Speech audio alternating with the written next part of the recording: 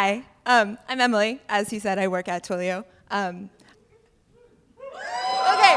Also, I love cities. I like to I like to learn about weird things about cities. So I'm going to tell you about a project that I've been working on and the research that I did to get there.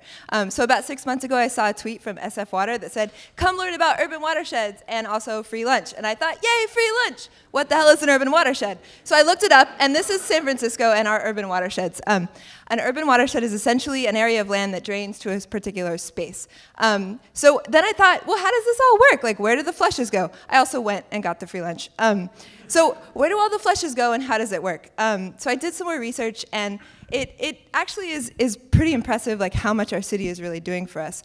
If you take any one American, we have an average flush per day rate of 6 times a day, which is about 8 gallons if you use like a high conservation toilet. So times the city of San Francisco, that's about 80 million gallons a day. So take that times 6 days, and that's enough to fill up an entire football stadium. So this is Candlestick Park. Imagine that filled to the brim with sewage, and that's what your city does for you every 6 days.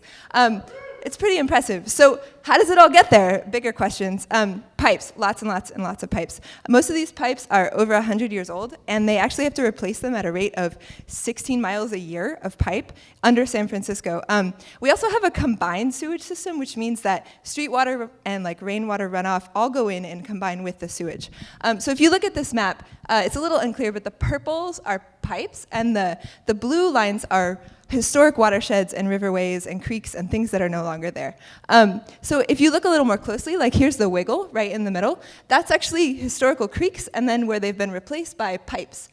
So it's actually quite challenging to take something that was a natural interface and then make it a pipe that turns corners and does all sorts of crazy grid things.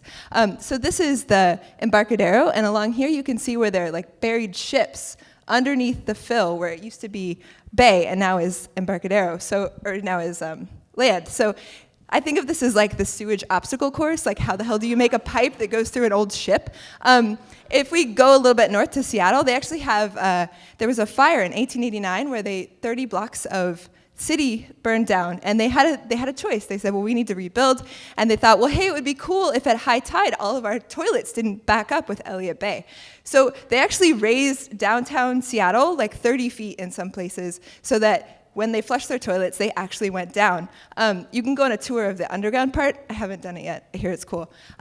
If we go around the world to Zimbabwe, they actually have a city called Bulawayo where all of the residents of Bulawayo now have to flush their toilets at the same time twice a week.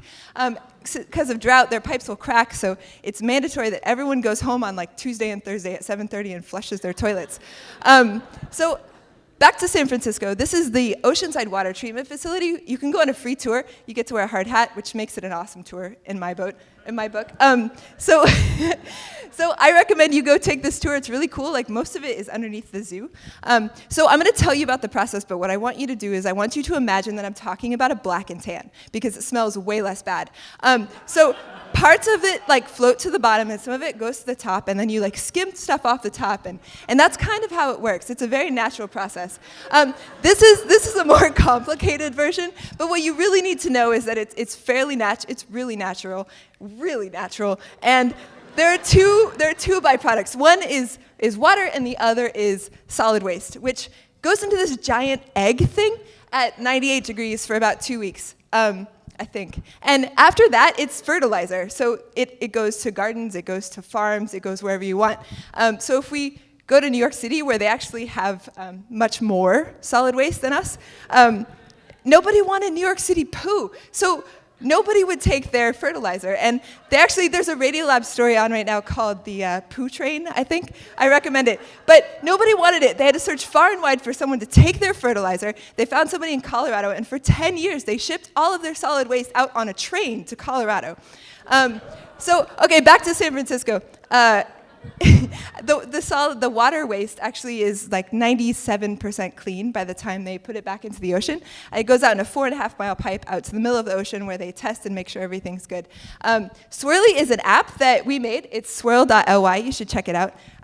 When you're waiting in line for the bathroom or something, it will tell you where your flush is going from wherever you are. It's pretty awesome. I have stickers. Come and find me, and I'll give you a sticker. Also, it only works in San Francisco right now, so if you have data for other cities, let me know. Thank you.